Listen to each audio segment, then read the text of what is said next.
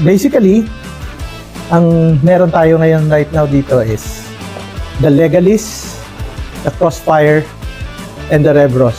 Okay. Legalis, puro entry level to. Legalis 2018. This is the 2020, and this is 2020 Revros. Okay. Okay.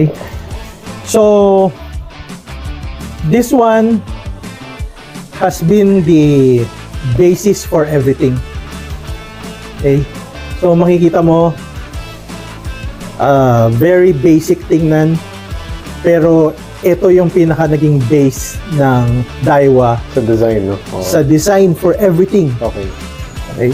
So, this is a JDM Okay. Legalis. This is not the Asian one.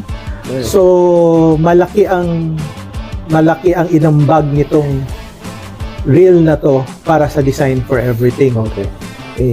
Now, una nating tanong dito is, ano ba ang kinaganda nito Yeah.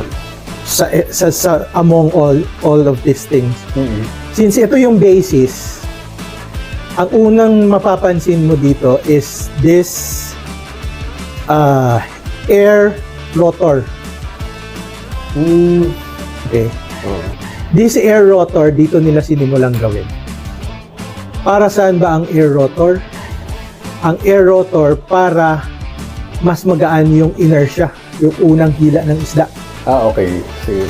Okay? So, minsan nagtataka tayo bakit yung isda pag biglang humila, Oo. putol ang linya. Tama. Okay? So, yeah, madalas mangyari yun. Oo.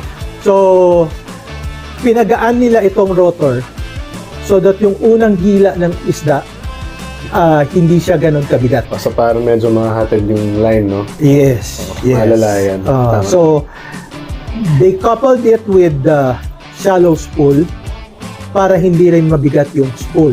Oh. Okay? And they put an air bail para hindi mabigat the whole thing. I see. Okay? Now, this is tough DG gear already, which is precise yung mga gearing.